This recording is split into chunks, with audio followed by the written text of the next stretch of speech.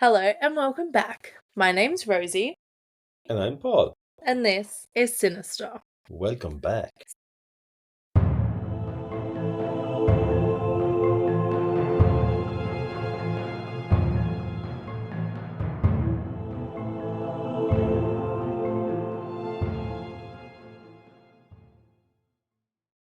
So we're back with part 2 of the murder of Anita Cobby. If you haven't heard part 1, best to go listen to that one. But we're back, and I know part 1 was super heavy. This one doesn't have as graphic detail throughout, so it should be an easier episode to listen to. So I don't know if you remember where we left off.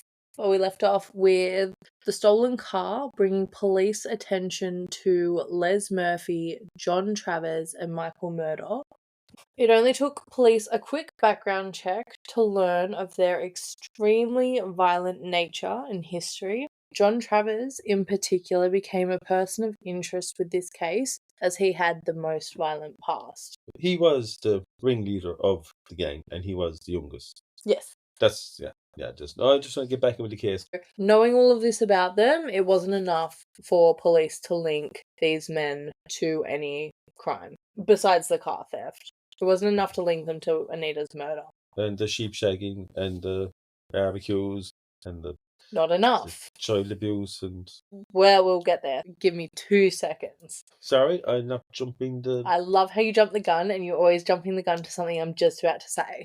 But for now, all they could do was investigate the car. They had received a tip-off that the car had been burnt out in this rural area. So police decided to go to where the car was to get evidence off the car. And when they went there to where the car had supposedly been burnt out, the car had been moved. I believe there was clear that a car had been burnt there, but the car had been moved. And I don't think these fellas have gear or machinery to move cars. Well, no, you'd think. They're just scumbags of Blacktown. Yeah, perfect. Yeah, no, I know. So I'm a bit confused myself, to be perfectly honest with you. But do you remember in the last episode I said how the stolen car had very distinctive chrome wheels? Yeah. Yes. Well, police went by the men's homes and spotted those exact wheels on Les Murphy's car. They're there pulling ash out of a fire pit, and they're not even capable of just not using the wheels from a stolen car and putting it onto their own car. These boys didn't know a fucking brain at all, have they? Oh, they did themselves in, really. Oh, they're nice allies. And take them before we burn it. Yeah. Mad. There's a bit of work in that, no one like. But Les was said to have a big fascination in cars, and a lot of his crimes in the past did have to do with cars, so it seemed like he was just a car guy. I don't think he could even help himself, really. He just saw chrome wheels, he wanted them, he took them, put them on his own car, parked out front of his house, days after this. But what was so special about these chrome wheels? I genuinely have no idea. It might be a car guy thing, or a car person thing. I'm not a car person. Yeah, maybe just a kind of boy racer, kind of thing. Yeah, I don't know if it was aesthetic only, it just had a nice look. They were just a distinctive thing to this car. But do we actually know the car they stole? Do we know, was that reported? It was. Reported stolen, and it was linked to them. People had seen them steal this exact car. But the person that reported the car stolen, was he not interviewed? There is nothing about the person whose car it was or who had reported that they had it. There's no evidence on that. Yeah, but you think if his car was used in a crime, that he'd have to report it stolen, or he'd be prime suspect for the murder?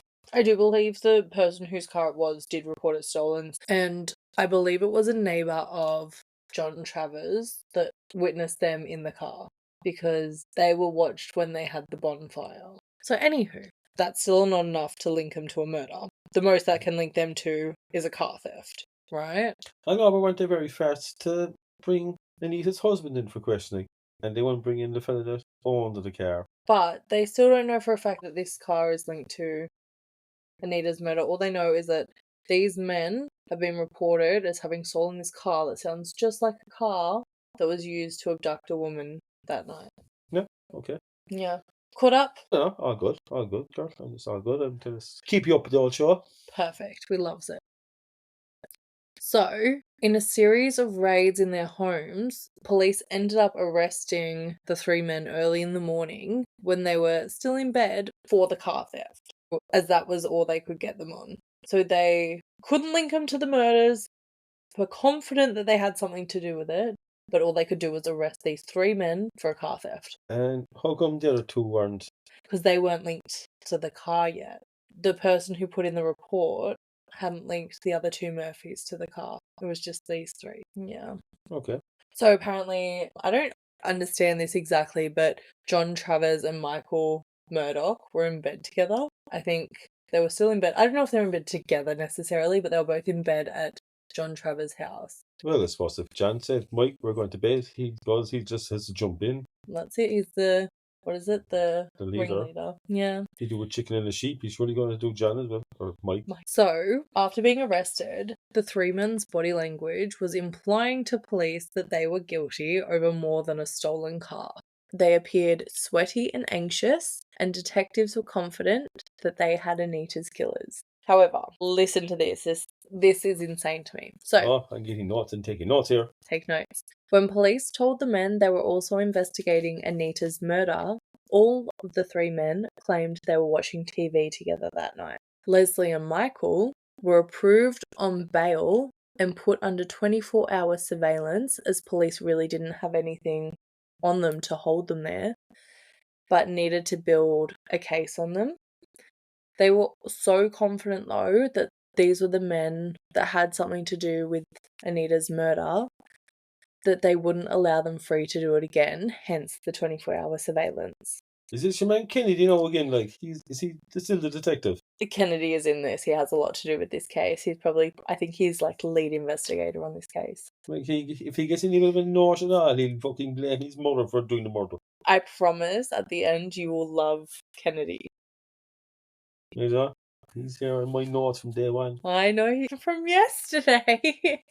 Note, Detective Kennedy. I remember from yesterday. Question mark Carter, his name. Do you think Detective Kennedy could be the murderer? I'm not saying he's a murderer, but he just thinks everyone else in the whole country is a murderer. He just wants to solve a case, become famous. He does, and I think he does. I think both. He's in every single documentary there is about Anita, but in saying that, I end up liking him, and I think you will too. Okay, right, look, I said I don't know nothing about this case. Right, that's why I'm taking notes. I know, but there's some things that he does that remind me of you. Just wait. No comment.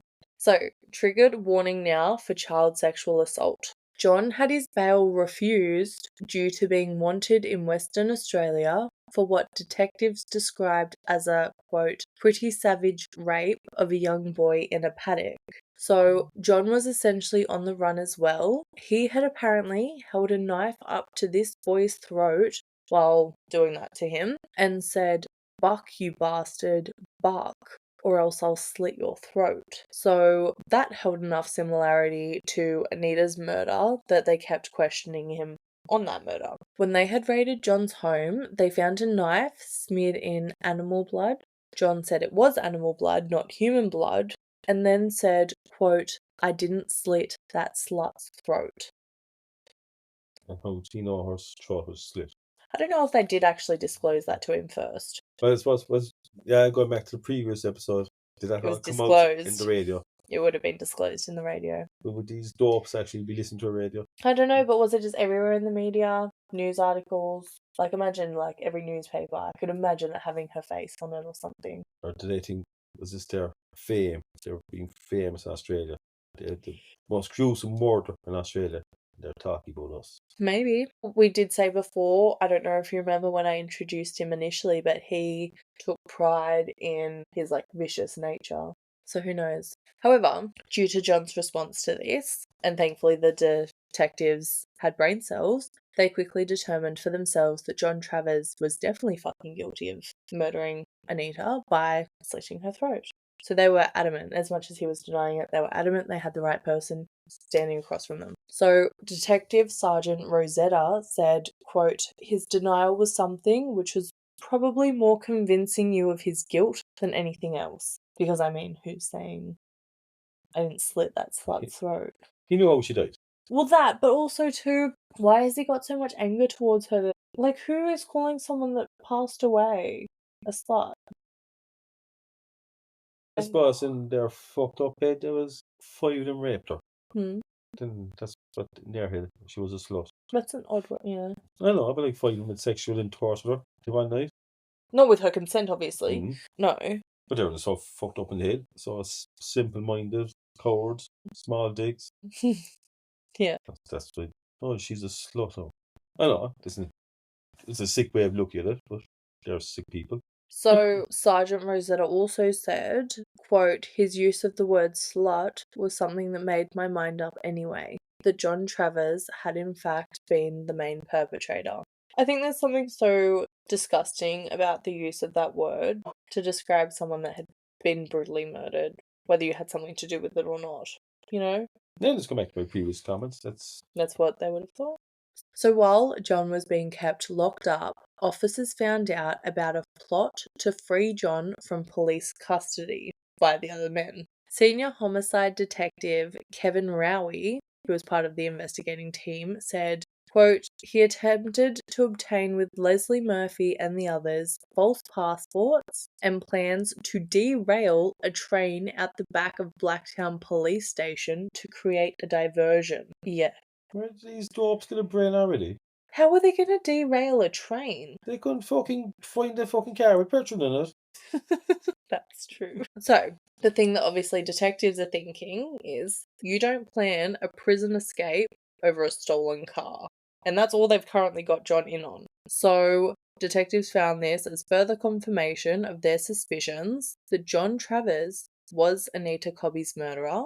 They just needed to gather the evidence. So they're planning to derail a train. Mm-hmm. There's 4 of these clones. Mm-hmm. They hadn't started Googling it or anything, because it wouldn't be Google back in the day, like. Right.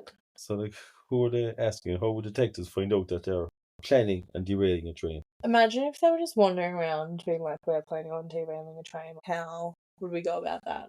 You've seen them. I know they're fucking fair dopey looking bastards, like.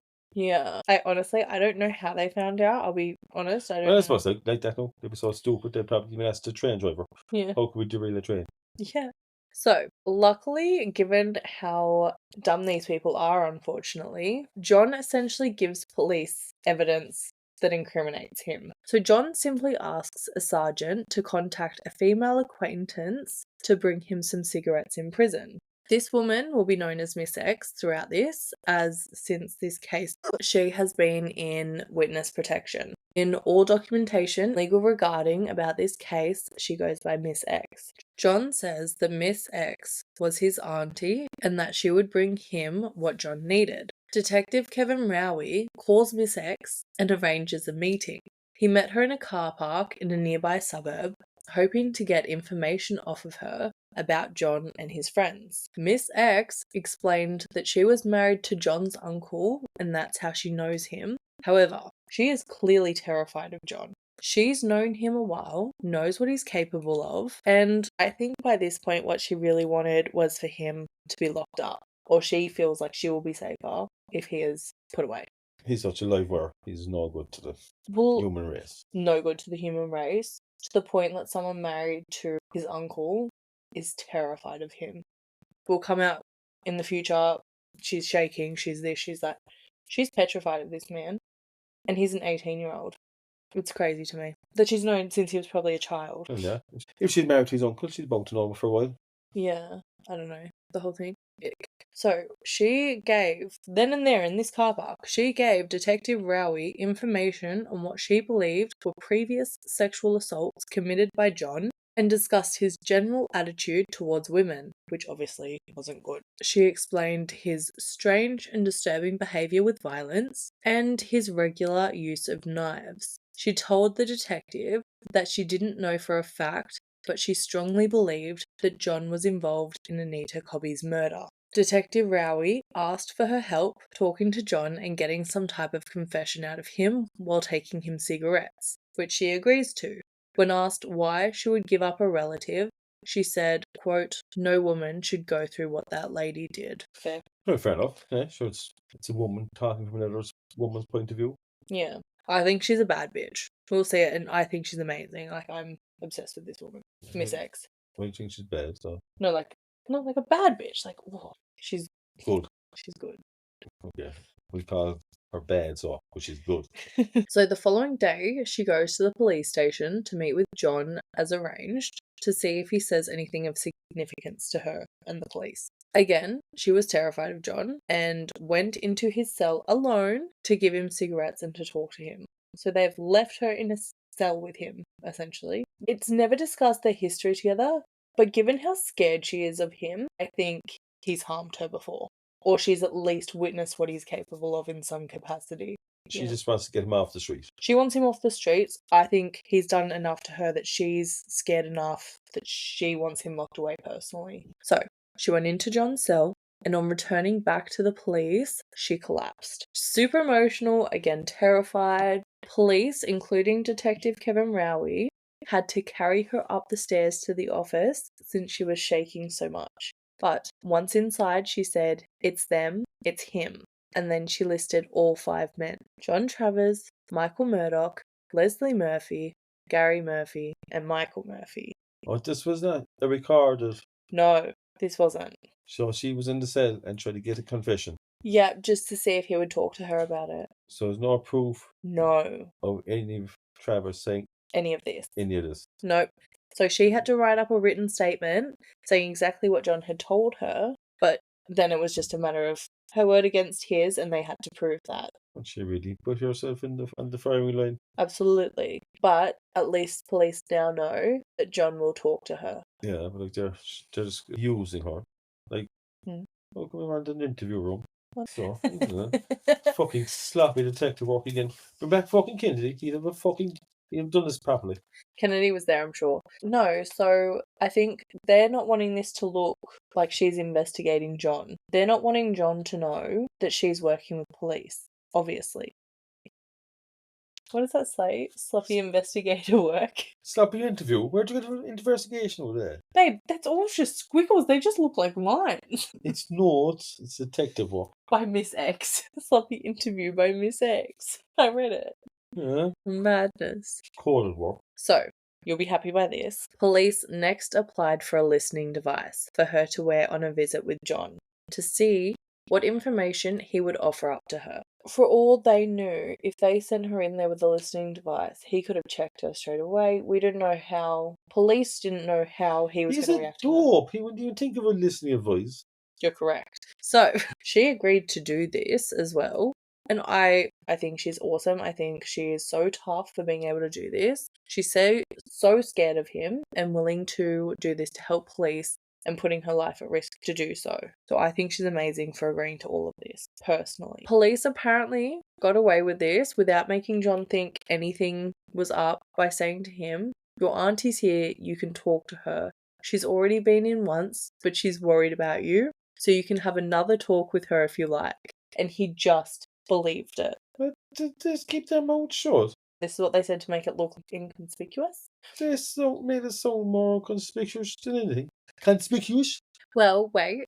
She played along with this after police left, and she said to him, "They're gone. They're gone. It's all right. Come here. They're gone." He fell for it all. Come here. I'm assuming she went in for a hug or something. "Oh, come here. I'll look after you," kind of thing. It was like a consoling, "Oh, come here. I'm with you now. Don't worry." So I was able to find some of the tapes from what John Travers says to her. However, they've been edited due to them being too gruesome for general distribution and streaming, and I can't find unedited versions of this. Miss X's voice was also edited to protect her identity before being released to the public, obviously due to her now being in witness protection. Like, how was all this stuff getting released to the public? Like the coroner's report, these tapes, like from a hidden hearing device. Like, who's feeding this all to the public? I'm not sure. Well, we know that some people never gave up. They never disclosed their sources. Like, is this the justice system in Australia? Like, that's fucking sloppy. This case was so publicised. It was in the media. I'm telling you, this is one of Australia's most infamous cases. There was, the courthouses were packed. People lined up down the block. I suppose they're Miss Universe or Miss World or whatever she was. Like we had Rose of Tralee, Rose of Sydney, whatever. Rose of Sydney. Like, she was a popular person at the time. I think also, as soon as the public heard about how gruesome this case was, they were so disgusted. These men did so many things to violate her, as well as numerous others. They had vicious histories. It's very publicized. So I'd say that's how a lot of things came out, to be honest. Yeah, these boys had a background. Yeah, and it was just well known for how brutal it was, really. So this was where John again was admitting to having killed Anita, stating that they were all drunk. Anita had seen all of their faces and heard their names. So, quote, someone had to do it. And Miss X asked if the others made him do it, and John said, quote, I said it's got to be done. He said the others told him, quote, go on, do your thing, which obviously implies they've seen him do it numerous times before, as in, like, slicing a human's throat. Was it slice humans? Well, that's the first time he actually murdered a human, was it? We don't know that. Just probably more the sexual or the rape part that he was. Well, they were saying his thing. Well, they were saying, go on, John, do your thing, or go on, do your thing, in which they were implying to slice her throat. I like the way he sliced the lambs. The lambs and the chick, yeah. So, and I don't know if this was just animal based or if he'd done it before with other people or what. Anyway, Miss X obviously caught that too, and she looks for further information, saying, quote, that's not your thing, John, is it? You haven't done that before, have you? Also, she's so Australian sounding, it's very like, you haven't done that before, have you? Hey, mate. It's so... There's another lamb on the barbie. Oh, stop it. So he says no to this. He says, like, as if he hasn't done it before. But Miss X pushes, truthfully, asks him truthfully. He continues denying having done it before. She then pushes the idea that she's on his side, implying that the others made him do it because they couldn't. And now they've fucked off on him. She then called them dirty bastards and kept saying that she still loves him. I just think she did this really fucking well, to be honest. I'm fucking fair play to her. I think, yeah, she really pushed the notion that she was on his side. Especially for a fella that was so proud of the gruesome stuff that he used to do before. Yeah. He's denying stuff now. Like. I guess you would deny things when you're in prison and your, aunties there asking you questions. This is where the cowardlessly comes back again. Oh. Cowardice. This is where the cowardness comes back again. He's absolutely the biggest coward I've ever fucking seen, without a doubt. But she also didn't stop there. She then, after this, tracked down Michael Murdoch for police. And, I just think she's amazing. I think this woman doing this, I'm obsessed. It's just very women helping women. Women power. Women power. And I think it's really nice. Even if she's doing it selfishly so he's locked up and she doesn't have to deal with him again, which fair enough as well. She's protecting others. I know, but then again, she has a fair idea that was her nephew or her nephew-in-law is the killer. Yeah. So, with him on tape saying these things, detectives have all the evidence they need to start making arrests. In a series of nighttime raids, they picked up Michael Murdoch and Les Murphy. Gary and Michael Murphy were nowhere to be found. Which one of them was on the run? Was that which one of the Murphys? Michael Murphy. Michael Murphy was an escapee from prison. And he was the first one to be picked up then? No, Les Murphy was the one that stole the car. He was the first one to be picked up. Oh, Gary and Michael are still missing? Michael and Gary are missing, yeah. Oh, okay. So, Michael Murdoch and Les Murphy get interrogated at Blacktown Police Station, where the interrogations are intense. But the two men finally crack and tell police everything, but they refuse to take the blame for the murder, saying that was all John. When the detective confronts John about their confession, John apparently just glared and said, who gave us up? Was it Les? Did Les give us up? I knew it was Les the weakest link. Les must have been the weakest link. Surely John didn't know who they're after arresting out of the whole four. We'd think not. But then also too, he's just implicated himself anyway. Because he's just gone, who gave us up? Instead of being like, I don't know what you're talking about. He gave himself up. And what happened to the train robbery? Or the derailing of the train? That obviously never took place. They obviously couldn't work out how to derail a train. Screw up that part. That was a train. That was a train. That was a police station. Oh, stop it. I'm obsessed with your notes. No, that's a diagram. Sorry. It's a cute little picture. Choo-choo train, hit into a train, police station. Look, they can't successfully steal a car. How would they derail a train? Yeah, that's what it was drawing the north here. No sees.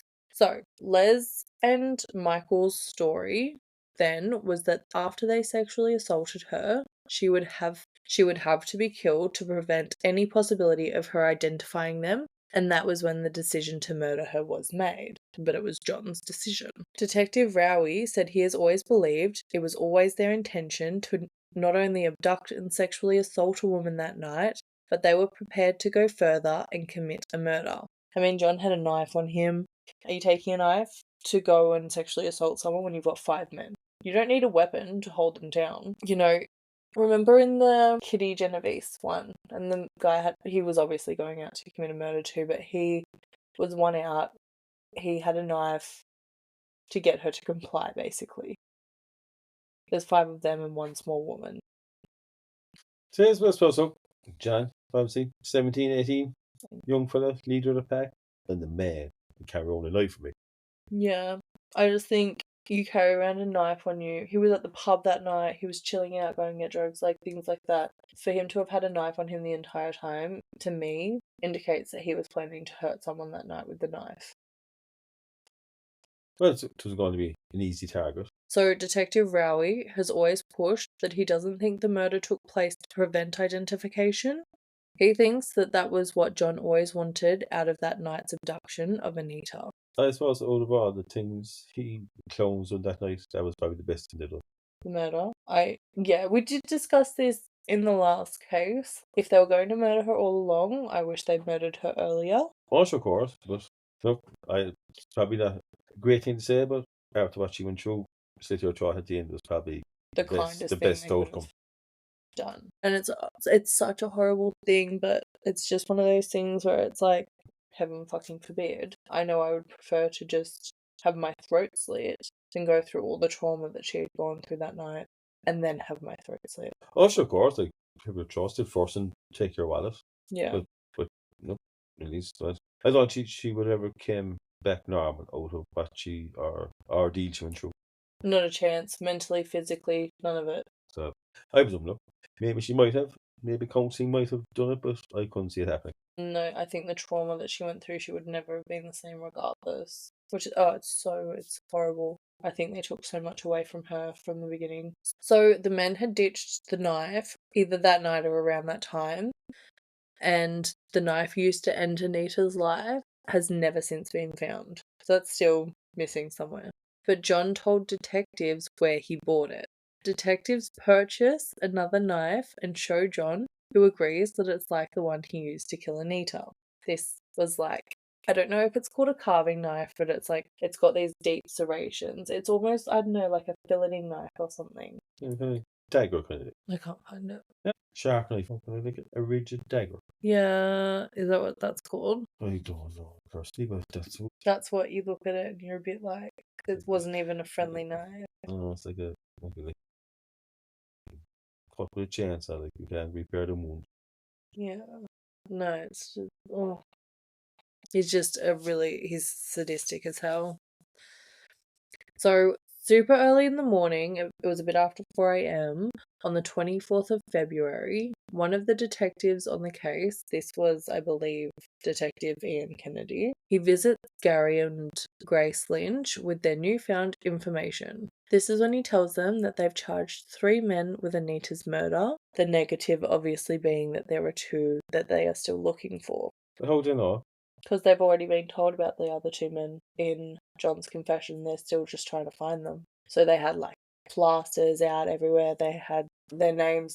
It was Gary and Michael's description in news reports and everything daily.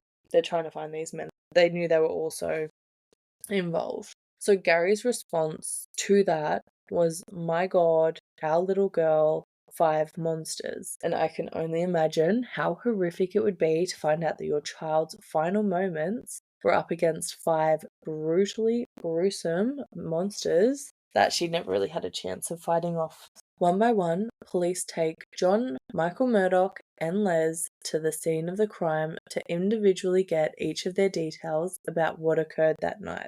While out there, media released that the 3 had been arrested and 2 more were still out there, and on return to the station, absolute crowds were gathered. It was crazy, packed and hard for police to drive through. There were people everywhere going all the way up the roads from the police station, from Blacktown police station. Crowds gathered all the way up the roads and even on surrounding rooftop car parks, like hanging off. There were nooses hanging and signs written. So as they were driving back with the 3 in the back, the crowd were rocking the car and everything. It was like pure mob violence. The issue is, so the detectives even said that they were scared in the front of the car. Obviously, that's not nice. They're just trying to do a job. They're trying to solve a case. They're probably as mad at these people as anyone else. But from that, I do hope that the 3 sitting in the back were petrified. Yeah, she just opened the back door. Yeah, I don't think it's that easy. Imagine, they would have been ripped to shreds. That's what they'd done to Anita Cobby. I know. They did not report to shreds. They did. Should the same not be left? Let them out. Let the public deal with them. I'm not opposed to it. I know, it's instead of taxpayers out paying for these to put them back into prisons, let the public deal with them. I do agree. The public would have shredded them, and I think that would have been slowly amazing. Shred them. Yeah, make them go through the kind of torture that they put Anita through. Like putting them to prison is no justice. So at noon, Leslie Joseph Murphy, John Raymond Travers, and Michael James Murdoch appeared in Blacktown local court charged with the abduction and murder of Anita Lorraine Cobby at Prospect on February 2nd, 1986. They were remanded without bail, but the hunt for Michael and Gary Murphy only intensified with their descriptions circulated Australian-wide throughout all national media. Also, so them 2 boys are better off giving themselves up, so. Probably. But I do think it's interesting that they were only charged with the abduction and murder and not assault. Was that not a crime at the time? I don't understand. Or was the coroner's report after coming out? I know it's not coming out live on the radio, but was it coming through the courts? Yeah, like they knew that had happened to her. It just made, as soon as I saw that, was that not a thing people could be charged for? Wasn't that after being brought up through them in court? It had already come out earlier. It would have been in the leaked report. It was in the leaked report. Was it in the report when they were being arrested?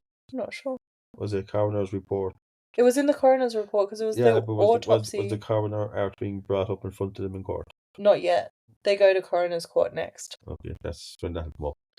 So on Wednesday the 26th of February, around 10 p.m, after numerous tip-offs from the public on Gary and Michael's whereabouts, police raid a house under helicopter spotlights in Glenfield, which is southwest Sydney, about a half-hour drive from Blacktown police station.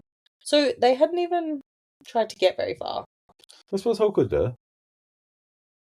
They were known by the public. Yeah, but I think like they were better off being caught by the police and the public. That's true. I would have preferred at that point to be caught by police than the public.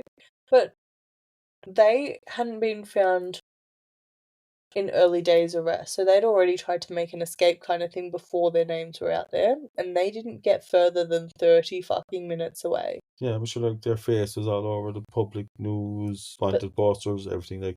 That was after though. They had days before their names and faces were anywhere that they could have gotten away. It took us a day and a half to slowly travel to Melbourne. They were still trying to figure out how to derail a train, or how to find a car that had actually petrol or diesel in it.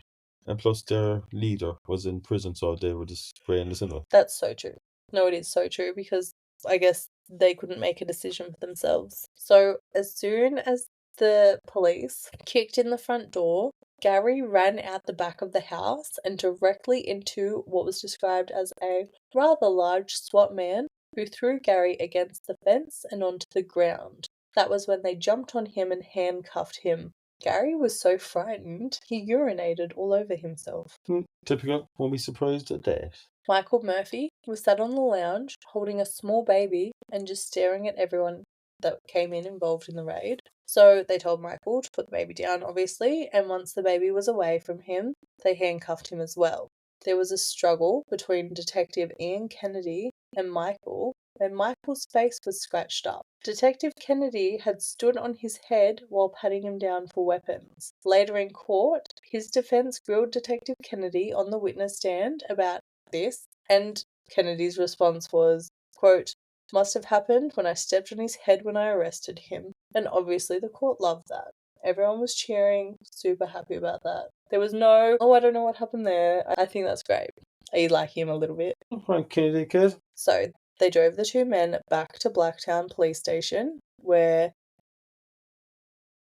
those two were charged with the abduction and murder of Anita Cobby as well. While driving in, there was a mob again. So there is actually a video from this time. So obviously, prior to this, they had somehow released the information that Gary had wet his pants. And there's a recording of a woman filming Gary. I'm not sure if he was entering the police station or the courthouse, but you hear her saying, quote, "There's the little one that probably piddled himself." And I just think it was really nice that, like, all of Australia kind of banded together to shame and humiliate them. Again, the news is shared with Anita's parents, because I'm sure all they wanted was for all 5 of them to be away from general population and unable to ruin another family's life like this. The public wanted the 5 to be executed. This was a big thing. Picket signs remained around police station for days. Angry public wanted justice and they wanted blood. There was a massive uproar about this case. I think the mere violence of it all had something to do with it. Like, this was a woman, she chose to be a nurse and help others, and they did this to her. The crowd and the big scene, this continued for a while. It was 2 months later when the 5 were brought in for a brief committal hearing at the Westmead Coroner's Court. Again, there were angry crowds surrounding the court. They put up nooses again, and they were like scarecrows hanging by the neck, obviously to look like the men, the killers. Look like bodies. Yeah, and they, indicating that they wanted the murderers hung. The 5 had to be brought in under armed guards, with the public yelling and screaming at them, and the courtroom absolutely packed that most people were outside waiting to hear the news. Court was the first time Gary Lynch had to look at Anita's killers. He said their heads were hung and they looked as if they were ashamed. But it was another 5 months before they appeared in the Glebe Coroner's Court for the full committal hearing. They all pled not guilty, despite having already made admissions. This was the first time Grace Lynch laid eyes on the killers. She said it was very harrowing, but something they had to do, and they wanted to know the details of what had happened to her in her final moments. So she wasn't just another murder victim. They wanted to know what happened to their daughter. Oh yeah, I suppose. Look, they're looking for justice. They want to know who she died. Yeah. Obviously, they probably won't be happy what they hear, right? Yeah, but look, they already hear, but they already listen to hearsay. Yeah, so they've heard on the radio. Leaked information. Yeah. They want to get a proper... Like, this is what happened, verbatim. That's why they have courts. Exactly. So Derek Hand was the coroner hearing this committal case. He said the defendants could not care less. Their demeanour was as if it was a big joke, and they showed no emotion. He said he believes that only made it worse on the public, as they showed a lack of remorse. They didn't even fake it for court. The coroner received evidence that although bloodstains had been found on clothing from John Michael Murdoch and multiple knives belonging to John, its blood type could not be established. They could not link the blood to Anita. Miss Eriks then entered the witness box. Apparently she was so terrified the entire time, and rightly so, as she was only meters away from John, who was clearly seething at her, glaring and muttering to himself as she was speaking, clearly showing his hatred towards this woman. 2 detectives between themselves were witnessing this, and amongst themselves they decided to closely monitor him, and that was when John called her a bitch and lunged at her, threatening her in a full courtroom. The 2 detectives, with others, intercepted the lunge and got to him before he could touch her, and they took Miss X away. Detectives were scared that she would never return to give evidence, and given that she's such a massive part of this case, she was absolutely vital to them being charged with the murder, so they needed her. Luckily, this event seemed to backfire on John, and it was like she only wanted him locked up more. Fair. He's obviously already angry. She returned and was only stronger and more convincing of the danger of these 5 men. No, who's there for a pleasure? Yeah, I agree. I think she's amazing. She's done something. It must be terrifying, but she's done it and she's done it well. But where's her husband doing all this? I actually don't know. We never hear about the husband. So Miss X then began receiving death threats of John's friends for coaxing the confession out of him. This was when she was put into the witness protection program. So that could also be her husband, really. So he's actually more friends? Apparently. Well, obviously there were people going to these parties where he was putting a lamb on spit. Church was a poor neighborhood. They probably smelled the food cooking. On March 16th, 1987, a year after the murder, the trial begins before Justice Maxwell at the New South Wales Supreme Court. John Travers here changes his plea to guilty, now aware that the evidence against him is too much for him to get away with it. He's confessed to Miss X while recorded and went through the crime site, giving details of what occurred that night. He was remanded in custody for sentencing. The others for trial continues though. Grace and Gary attend each day, noting the horrific attitude of the defendants. Grace stated, quote, "It was just horrific. It was just something I can't imagine anyone doing to another human being." And yeah, I can't imagine it either. It's a mother listening to about her daughter's final moments. It can't be easy for her. No, absolutely not.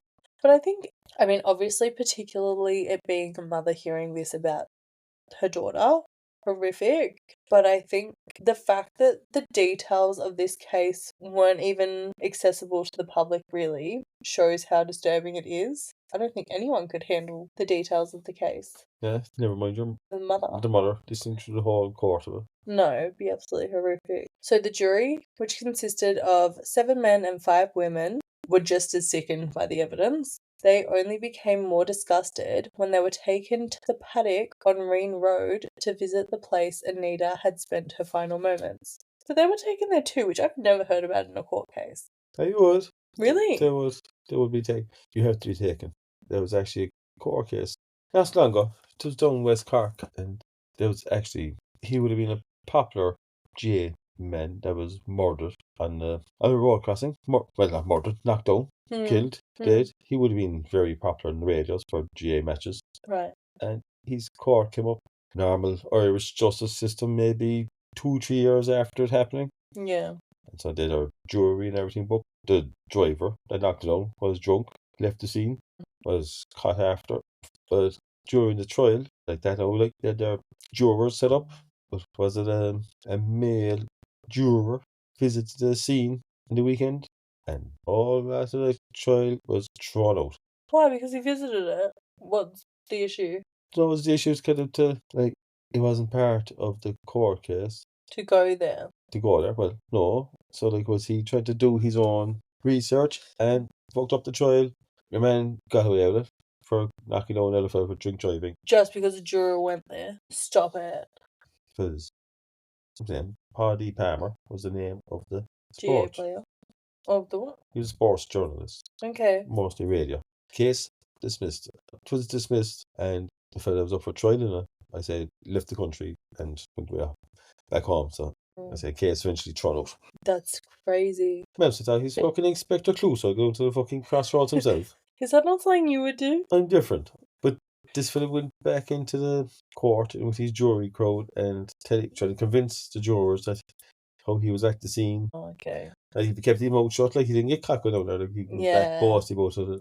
So he went at the scene. And so had he not said anything, everything would have gone through. Oh, that's devastating. So after 54 days of gruesome testimony, the jury retires to consider its verdict. At 10:20 a.m. on Wednesday, the 10th of June, 1987, word comes through that the jury has reached its decision. Again, crowds are gathered outside the courthouse, and Grace and Gary are waiting to hear the verdict. The foreman repeats only one word after the charges of Michael Murdoch, Leslie, Michael, and Gary Murphy are read out. Guilty. So some of the justice done. Slightly. Applause and cheering broke out in the courtroom. People described it as the floor shaking. Justice Maxwell told the court it was inappropriate and made them stop, but everyone was just ecstatic that this was the verdict and justice was going to be made. Random people with no link to Anita or the family in any way were jumping around and cheering. This was a win for the public too, as 4 of these dangerous men were now being put away. Grace and Gary expressed their relief in interviews outside and how happy they were that justice was going to be done for Anita. 6 days later, and all 5 of them appear again before Justice Maxwell for sentencing, who made comments such as, quote, "She was the victim of a prolonged and sadistic physical assault," and, quote, "Wild animals are given to pack assaults and killings, however they do so for the purpose of survival, not so these prisoners. They assaulted in a pack for the purpose of satisfying their lust and kill for the purpose of identification. This is one of the most horrifying physical and sexual assaults I have encountered in 40-odd years associated with the law." Justice Maxwell looks at each of the defendants, and in sentencing each of them to life on the murder charge, he says the circumstances of each prisoner and circumstances of Anita Cobby's murder prompt him to recommend that the files of each prisoner be clearly marked never to be released. Elation around the entirety of Australia with these 5 things never again to be released from prison. All of Australia knew that they could never again do something like this to another person or harm another living being in any way. On Anita's gravestone, it said, "Her light shines forever." Now, this story doesn't end there. I know one thing that made me feel better about this case was the torture that the 5 killers endured while in prison. I know for much of the time they spent in prison, they've been kept in special protection for fear of other prisoners. The fear found warranted when Gary Murphy was rushed into hospital in intensive care in June 2019 after a brutal prison bashing in a jail shower block. So there are similar stories like this with all of them. Cool. Only 2019. These have been happening all throughout, but recently in 2019, that happened. So, former Corrective Services Commissioner Ron Woodham shed some light on what life was really like for John Travers, Michael Murdoch, Leslie Murphy, Michael Murphy, and Gary Murphy while he appeared on an Australian radio show. So this was from the Ray Hadley morning show. Jesus Christ, they all love talking. That was Commissioner. Yeah. Jesus Christ, they're all a bit of fame on the old radio, do they? They loves it. They're like the old backhanders, I'd say, or Nazi, do they? Backhanders? What's that? The old brown envelopes. What's brown envelope?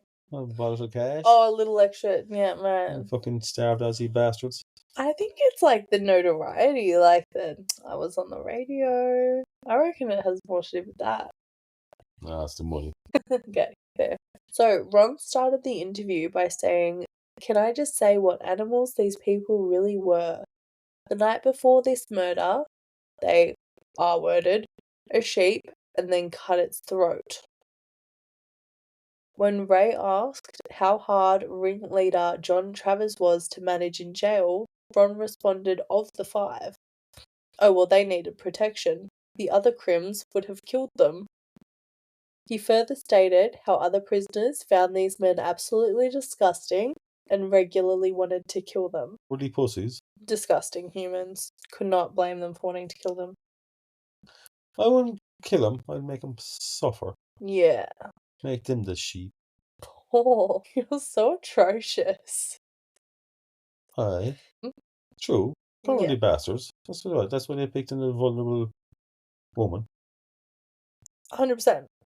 Like we've said the whole way through, at no point did they go after a man. It was children, animals, and women. There was 5 in there. They hid in the grass when there was one fella turned up. Yeah, pathetic. I say they were even afraid of the 16-year-old that tried to stop the abduction in the first place. I'd say they probably are too, because why else would they drive off instead of just bringing him in the car as well? Because I remember going back to that scene that we were saying that young fella was probably he could have been a victim. Yeah. I say they were probably just afraid of him. That's true. So Ron went into detail about how sickening rapists are only weak cowards in prison who have to hide in their cells from the other inmates. Michael Murphy has since died. The other 4 are still alive and serving their sentence. But in February 2019, he died of liver cancer. I also heard a rumour that prior to his death, other inmates put barbed wire up his anus.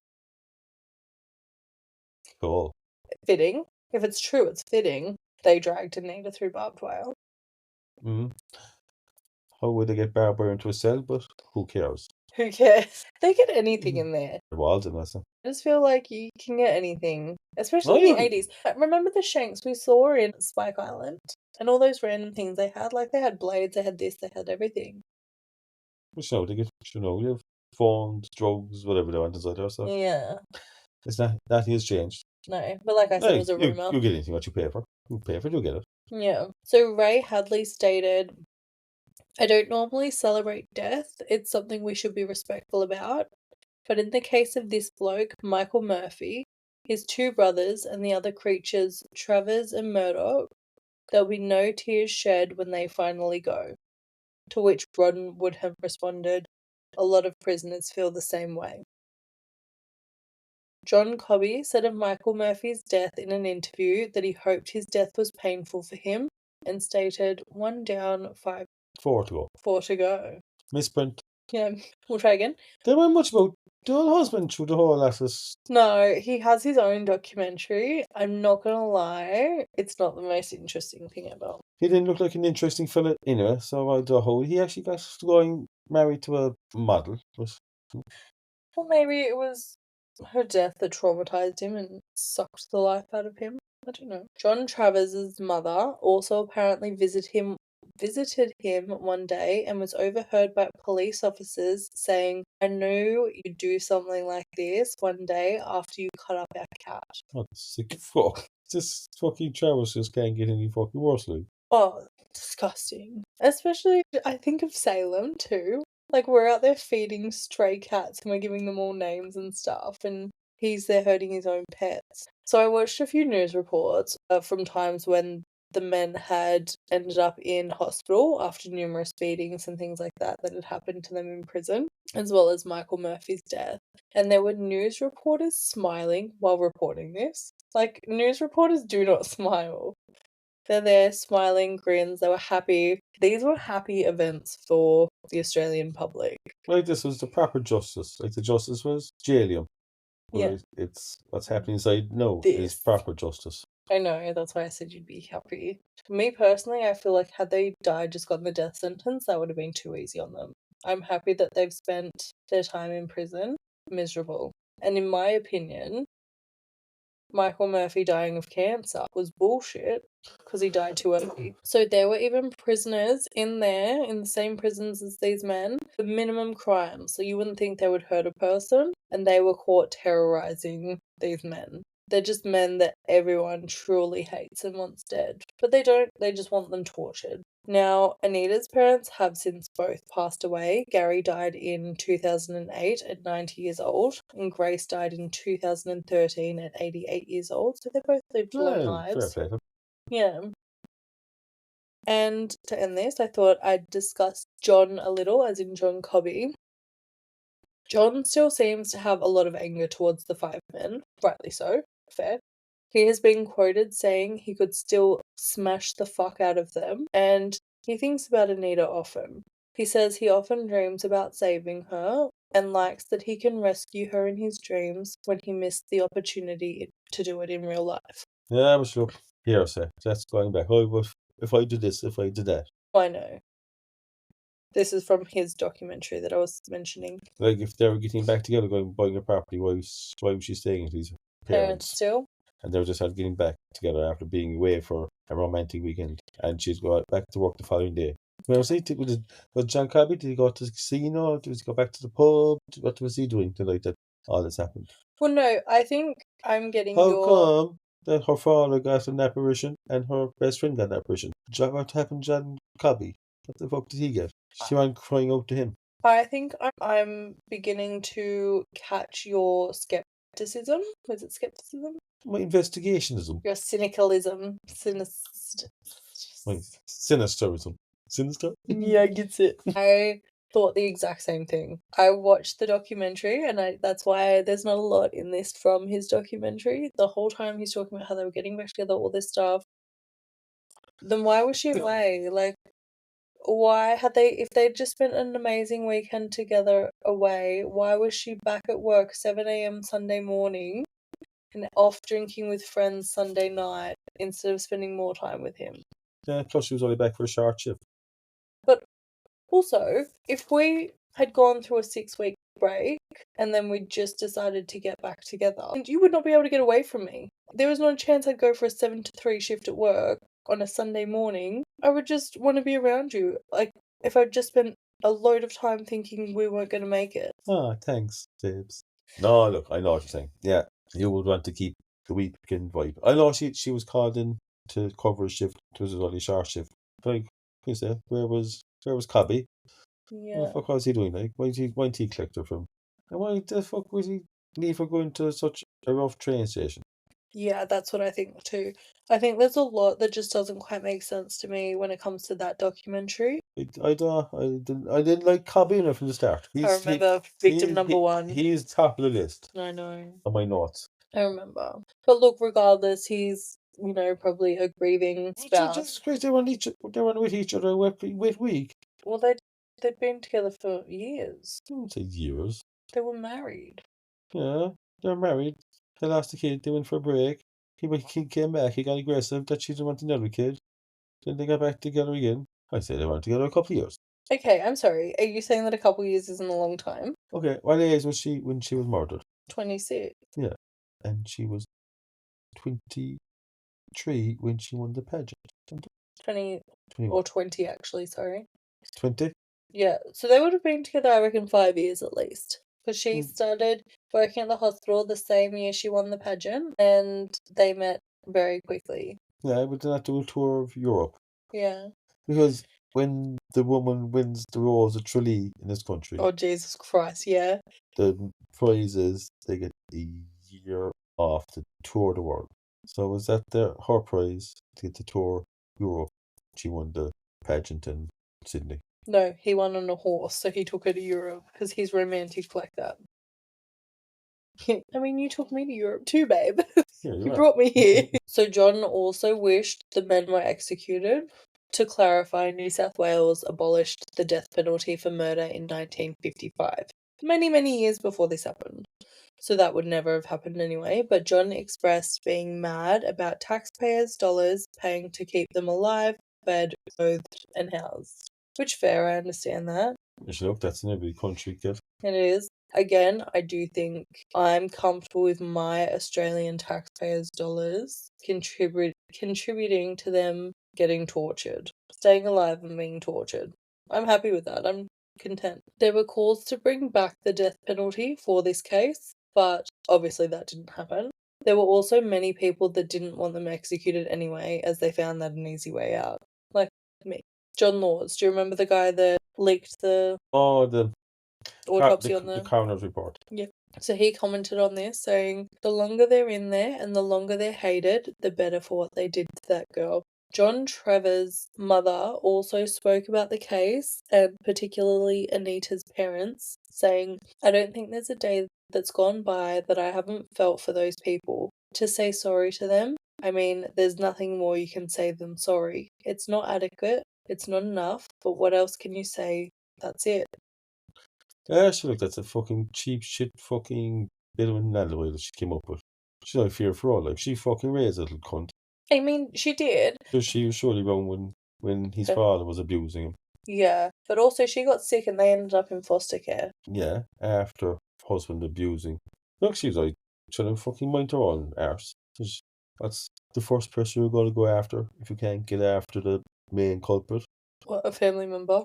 Fucking where it came out of. Yeah, that's true. So, did you ever see a fucking monkey giving birth to a squirrel? I understand what you're saying, but the way you're choosing to say it is a little bit insane to me.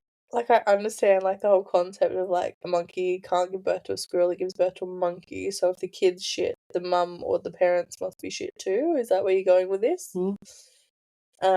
Just the way you chose to say that was, like, absolutely insane. So, John Cobby did remarry and had 2 children. He's also still a nurse. He changed his name to Francis after the murder. I says fucking changing names shit about, like. Who else changed their name? Every fucking person in Australia that fucking does a murder. Oh, Mark Valera.